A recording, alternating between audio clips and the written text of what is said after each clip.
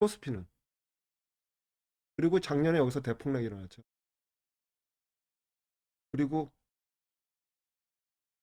대폭등하죠. 미국 주식도 마찬가지입니다. 그래서 대폭락이 일어났고 대폭등하죠. 자, 여기서 문제가 뭐냐. 작년에 코로나가 터진 다음에 주식을 산 사람들은 아무 주식을 사도 거의 다 돈 벌었어요. 그러니까 말하자면 개나 소나 다 돈 번 거예요, 지금. 그러니까 자신감이 붙지. 근데 올해 2월에 소위 말하는 4차 성장주 대폭락이 일어났죠. 다우나 S&P 500 이런 종목들은 그리 큰 타격이 없었어요. 떨어져 봐야 뭐 5%? 많이 떨어져 봐야 뭐 7, 8%.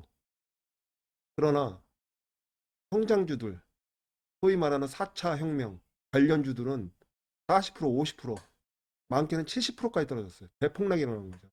그러면 작년 4월, 5월에 산 사람들은 엄청난 수익을 보다가 갑자기 반토막이 떨어지는 거예요. 견뎌내기 어렵죠.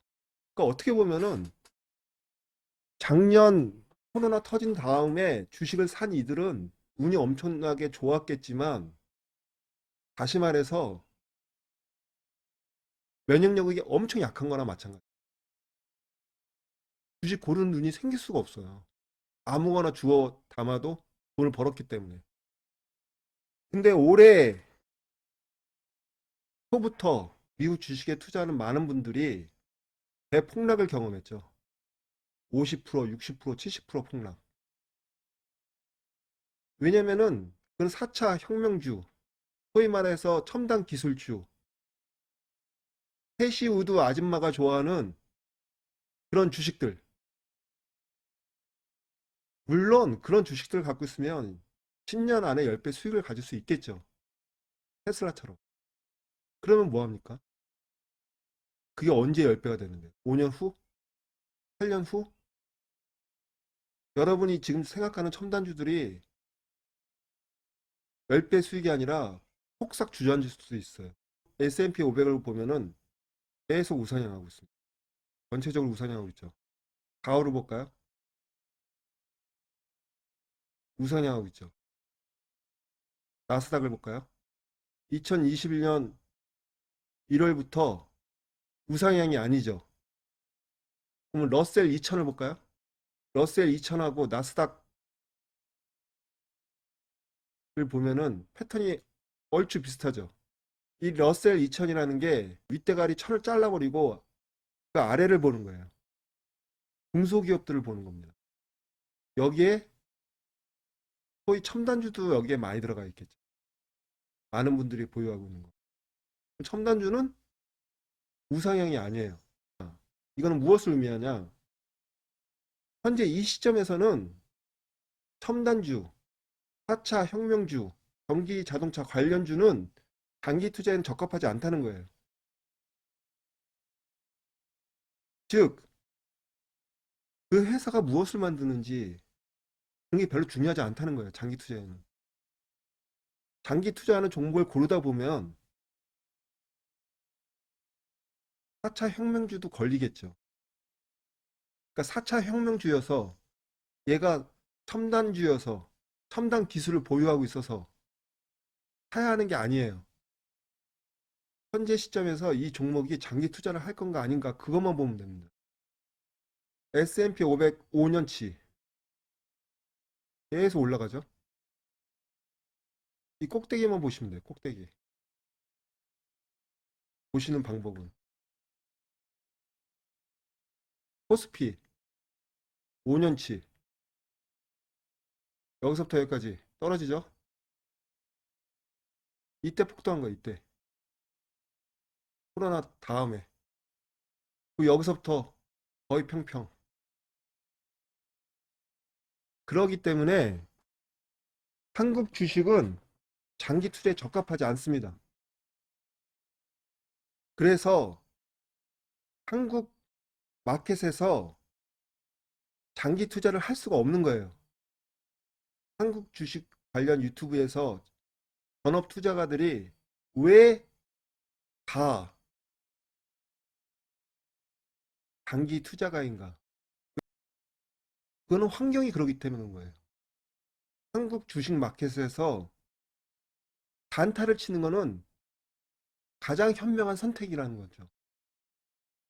그래서 제가 존리 대표가 절반은 맞고 절반 틀리다는 말이 그 말이에요.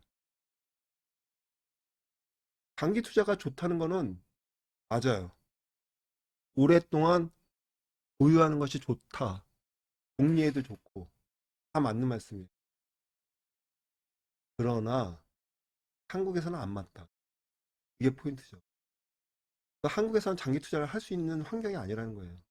장기 투자를 하면은 오히려 바보이죠. 그냥 가능성, 확률로만 보세요. 뭐든지 투자할 때는.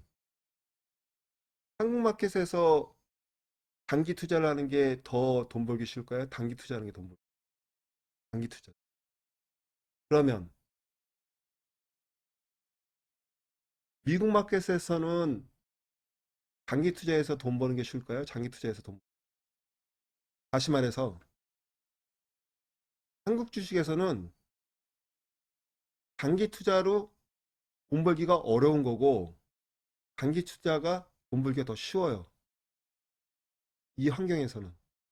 미국 마켓은 단기 투자하기에 딱 적합해요. 그러면 한국에서 전업 투자가들이 단기 투자로 수익을 많이 내시는 분들이 미국 주식으로는 어려울까요? 물론 수익을 내겠죠. 이 안에서 올라가는 것 중에서 어떤 종목은 계속 산 계곡 이렇게 하면서 움직인다고요. 그러면 대구에서 사가지고 산에서 팔면 돼요. 산 꼭대기에서. 미국에서 장기 투자로 수익을 내는 사람들이 한국 마켓에서는 수익을 낼 수 없다는 거예요. 필요 충분 조건이 아니라는 거죠. 그렇기 때문에 한국 주식 마켓에서 단기 투자를 하라는 거는 사실 넌센스죠. 미국 주식으로 단기 투자를 해야 한다는 거예요. 단기 투자를 하고 싶다면 무조건 미국 주식으로 하세요. 이게 포인트입니다. 그리고 여러분, 저는 이 주식 관련 영상은 빨리 끝내고 사람 사는 이야기를 하고 싶어요. 근데 제가 왜 처음부터 주식 관련 이야기를 하냐면은 여러 유튜브를 보면서 막 짜증이 밀려오는 거야.